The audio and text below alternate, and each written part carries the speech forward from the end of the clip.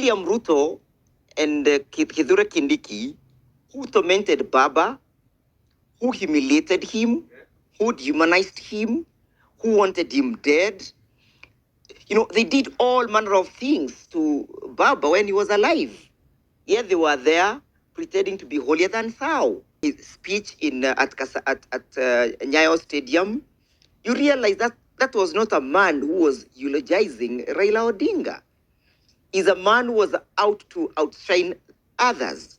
He never eulogized, he never mourned Baba, but all what he did, even with his decision to have Baba accorded a state funeral, much as he desired it, was not driven by the hero that Baba was not driven by the works that Baba had done while he was alive.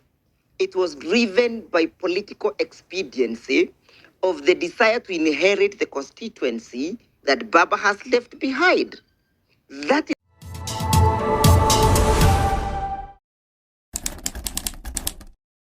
if I was to say and eulogize Baba, I would say that he rests in peace.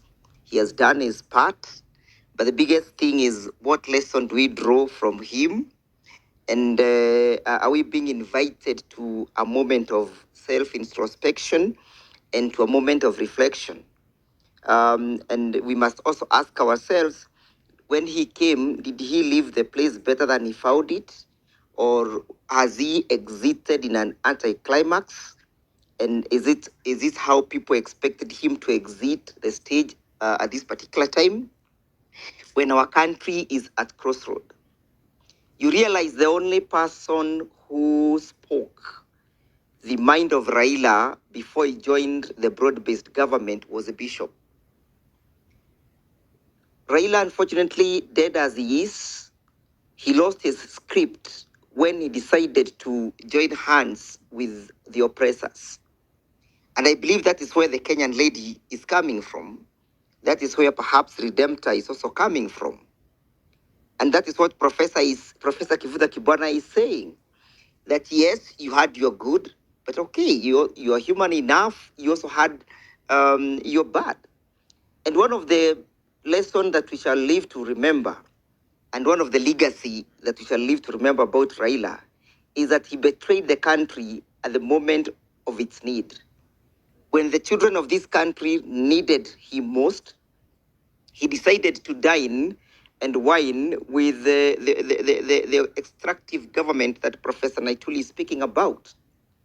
We cannot forget such kind of lessons, because we would wish to have we who are now alive and the future generation not repeat the same mistake. I wish we were eulogizing Raila Odinga as he was before the broad-based government. Would have had a lot to say. Perhaps one of his speech would have perhaps been well reflected by the speech that Malema gave during the burial of Winnie Mandela. Would have reminded Baba that those people who tear-gassed him were there celebrating. Those people who wanted to kill him with a bullet were there attempting to eulogize him. Those people who vowed to send him back to Bondo were there crying crocodile tears, trying to sound like Martin Luther King and the rest. And they were there saying and castigating him, dehumanizing him when he was alive. You would have perhaps reminded him, and you would have perhaps invoked his spirit to give us a signal on how to deal with people like William Ruto. William Ruto and Kithure Kindiki, who tormented Baba, who humiliated him, who dehumanized him, who wanted him dead.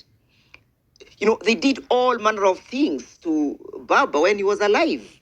Yet they were there pretending to be holier than thou. If Raila Odinga had not betrayed the people, we would have been there to remind William Ruto that that is not one of the space that he ought to operate in. But unfortunately, dead as he is, he dined with the people and with the people who are oppressing us today. So the lesson that we must draw, Dibal, is that We must never betray our cause and our consciousness. And if you choose your cause, you must stick to it. You must live with it. You must believe in it, and you must push it to the end. Now, coming to what William Ruto is doing, and of course his speech in at Nyayo Stadium, you realize that that was not a man who was eulogizing Raila Odinga. He's a man who was out to outshine others. You know, his speech itself was you do not even know where it was originating from.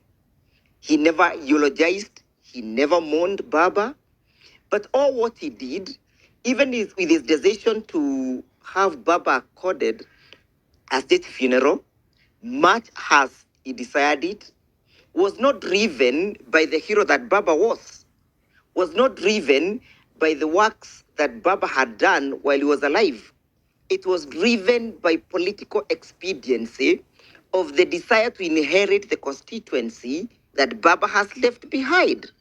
That is the absolute reason that Kasongo came up with all the machinations, all the attempts to please the Luo constituency.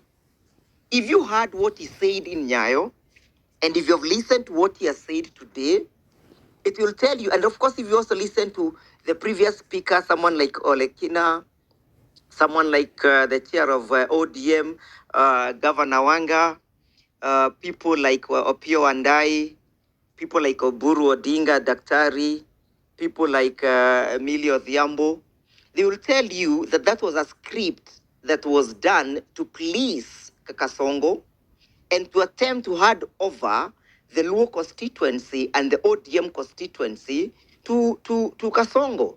Because Kasongo does not now understand what will happen to him post Baba. But here cometh a man like Sifuna, who boldly tells the mourners that you cannot make decisions without consulting the owners of the party. And that is why you can see Sifuna has now been labeled the black sheep, because he's not reading the script that Kasongo want read to the people. So is that a loss? Because Baba has exited the space at a time that Kasongo needed him most. And I said we are not done with Kasongo yet. We have buried Baba, he's resting in peace. And now it's our now obligation to pick up from where we left on Thursday. And of course, he has given us an agenda and a clear agenda of the reason why we must push him out of power. One of the agenda is that he has total disregard, total disrespect, and total contempt of the people of Kenya. It is this contempt that we are now addressing to the extent that he can think that he can oppress us to the extent of cajoling us and clogging our ability even to think. Look at the Computer and Cybercrime Act. He has deliberately decided to get even into our privacy. The phone that I now have is no longer my phone because it's now being controlled by even third parties whom I do not even know, who may not even be affected by my action. But you must understand this in a broader perspective, that what Kasongo is doing, he is testing the waters and laying the basis and the ground for initiating a serious election malpractice. If we allow him to cajole us, criminalize our cyberspace, will not stop him when he makes an attempt to use the same cyberspace to steal and rig the election. Kasongo must be stopped. Look at what he's doing in the land laws. The amendments are absurd. They are completely unconstitutional. Just like what Professor Naituli indicated, that they have now converted freehold properties into leasehold, that you're supposed to pay rent and rates for your land, simply because they think that the individuals who own these big chunks of land around Nairobi, they may not be in a position to pay for rates and rents, and then they may perhaps be able to convert them to their own. It is out of greed that Kasongo is attempting to legislate. And I'm afraid that we have people like Chargei here, who is a legislator, who does not understand where the buck stops. And that is why Senator Omkia was saying, to what extent can the president veto? If the president's veto, is he said to be legislating? Yet the Constitution says that the entire legislative functions rest with the parliament. What is the essence of this veto? So to me, I think it's a wake-up call. We are going to stand for our country. We are going to pick up from where Baba has left. We are organizing ourselves. We are energizing ourselves. We are mobilizing ourselves. And just like what Professor has indicated, all those people who believes that the country needs liberation are coalescing together. It may not be physical, it may be mental. And a particular point X, this mental coalition will converge at a time we shall say, enough is enough. I yield.